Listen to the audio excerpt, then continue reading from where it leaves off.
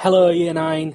Happy Tuesday. Hope you've had an amazing start to the week so far. As I'm not with you today, I promised Miss Hancock I would leave you with sort of a summary of the task that I want you to complete in today's lesson.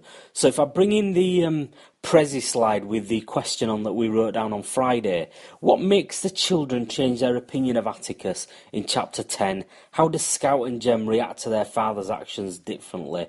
And the learning aim was to analyse outward appearance and inward qualities in chapter 10. So we're kind of going to look at those two against each other, the inward and the outward of someone's personality. So let's look back at chapter 10. We've got the beginning of it, and we've got Scout describing Atticus in what I would say is quite a derogatory way. She's looking mainly at kind of his physical appearance, but also his inward qualities and how she doesn't perceive him to be anything notable, she says at one point. He doesn't stand out in any way, and he doesn't do anything that she would expect a father to do.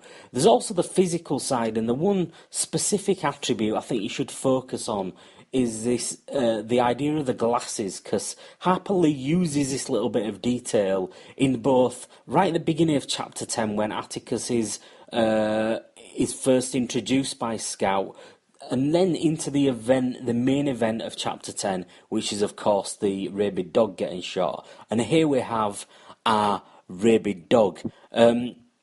Back in the 30s, a rabid dog would have been very dangerous because if it bit someone, they could have died. So Calpurnia's freaking out, and Atticus gets the shotgun in his hand and takes his dog out first shot. And in the clip that we saw a really marked difference in the way that Scout and Jem sort of looked at Atticus after this event had happened. And here is our shot, dead, rabid dog. So Atticus changes in the reader's mind from this feeble, pathetic character who never does anything, doesn't hunt or fish or do anything he's expected to do, to being this superhero character who suddenly comes onto the scene and saves Maycomb from the rabid dog. Okay, so I'm gonna sort of break this down for you. What I'm really expecting from this written response. If you think about it in two parts, because we've got two questions that you're dealing with. The first question is all to do with the actual events and how it changes the character of Atticus, or the way that the reader perceives the character of Atticus. How does the author use language to kind of show these changes to Atticus's characters? So in this part, you're probably going to be talking about the way that Scout and Jem first talk about Atticus, the things they say about him in chapter 10, and then the changes that happen. So the fact that he gets his shotgun out, we've probably previously perceived that he's quite anti-guns and that he isn't involved in anything like that, and suddenly he gets a shotgun out and first hit kills this dog. What does that tell us about Atticus's character, maybe his inward qualities against his outward appearance and what Scout and Jem perceive him to be? So that's part one. You're probably going to do a paragraph, possibly even two paragraphs about that.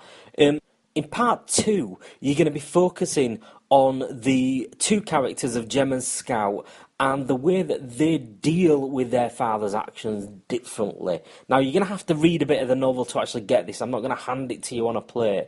But basically, there's a maturity gap here between, firstly, the way that Scout describes her father and the way that she kind of deals with the events of chapter 10 and the way that Jem deals with the events of chapter 10. So what is that telling us? What is the author trying to tell us about possibly the maturity levels, maybe events that are going to come up in the novel, maybe stuff that we already know about Jem and Scout and their differences? What is the author trying to tell us, and how do they both deal with Atticus's actions differently? Right, to get to this part, this point, where you've written an essay response to this, or a piece of writing in response to this, you can do a couple of things. Firstly, use the peak structure. However you say it, however you abbreviate it, use the peak structure. You've been using it for a long, long, long time. If you need to rely on that, then totally do it. You make a point, you find evidence, you explain it, you extend it, or you analyse it, however you want to spell it, and then maybe do a bit of keyword analysis on it, which should be really nice, because you've got words like feeble. What could we say about Atticus when it comes to the word feeble? So use a peak structure. You're also going to have connective sheets. Miss Hancock is going to hand each table a really comprehensive list of ways that you can link paragraphs, link sentences, and link ideas together. And finally, as I always say to you, you have your big, massive brains, so use them. Find something in the book that maybe other people aren't looking at. So that is it in a nutshell. But just wait. Stop. I am also going to put on your desks today, through the provision of a glamorous assistant in the room, aka Miss H, some sheets that have much higher level connectives, A-level style, standard writing connectives in. Have a look at that sheet. If you feel confident using some of those, then please push yourself and try and use them, and I'll be dead impressed. And I'll probably run laps around the room or something.